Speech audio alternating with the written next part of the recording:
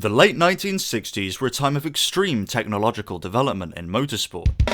Over the course of less than a decade, the power output of the fastest race cars had doubled, partly thanks to turbochargers becoming more viable and actually useful. Manufacturers were pushing the boundaries not just of what was possible, but what was reasonable, unfortunately often with a human cost.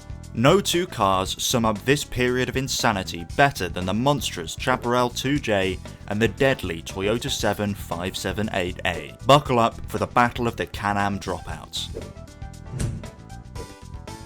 I've done full in-depth videos on both of these cars in the past, so I will only be giving an overview of each in this video before comparing the two. The full in-depth videos for each will be linked in the description below.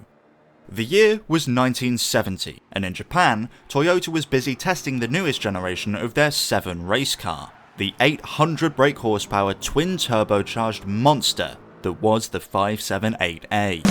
By 1970, the 7 project had already faced its first controversy, the tragic 1969 death of test driver Sachio Fukuzawa, who died following a crash during testing for the 474S variant that the new 578A was replacing. Toyota was already facing pressure both from government authorities and from the public following their unscrupulous handling of Fukuzawa's death, but pushed on with the 578A project regardless, hungry for motorsport victory. Unfortunately for Toyota, their timing could not have been worse. Nissan very publicly pulled out of the Japan Grand Prix, the event that Toyota was really trying to win, and the economic and political pressures in Japan at the time meant that many manufacturers followed suit, ultimately leading to the race being cancelled. Toyota, however, were not about to waste all the money they just spent developing their new car, and decided to race it at Le Mans and in the Can-Am Challenge Cup. The same day these plans were announced, another test driver was killed in a Toyota 7, and with the pressure mounting, Toyota canned the project before the 578A ever saw a track in anger. On the other side of the Pacific Ocean, in the grand old US of A, the brainchild of one Jim Hall was about to be put to the test. Built for the 1970 Can-Am series, this particular car was like nothing else on the grid. It looked like a washing machine with jet engines, and people were quick to take notice. Once it started up, it became clear there was no jet engines, as the warble of a 659 brake horsepower, 427 cubic inch Chevrolet ZL1 V8 chugged into life. But with it came a second distinct sound, almost as if it had another engine. Of course, this being 1970, it was indeed a second engine, a 247cc 2-stroke jet ski engine to be semantic. This secondary engine was a masterstroke by engineer and Shelby racing driver Jim Hall because it wasn't there to power the wheels.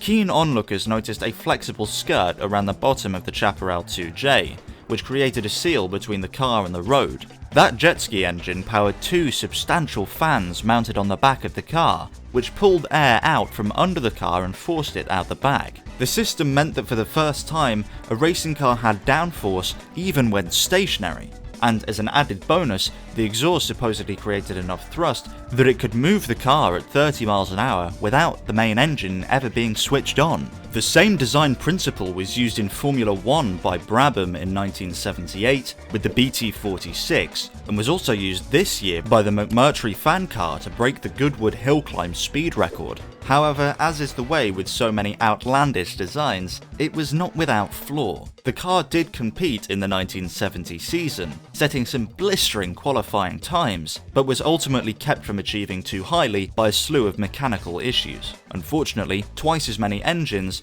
comes with twice as many points of failure, and additionally, twice as much heat. Other teams were also not happy about stones and other debris being flung at the front of their cars by the enormous suction exhaust fans on the back of the 2J. These are problems manufacturers can often address with time, but not Chaparral. McLaren petitioned the Sports Car Club of America to ban the 2J, fearing a period of dominance in the championship should it be allowed to compete again, and that's exactly what they did. The 2J would never race again.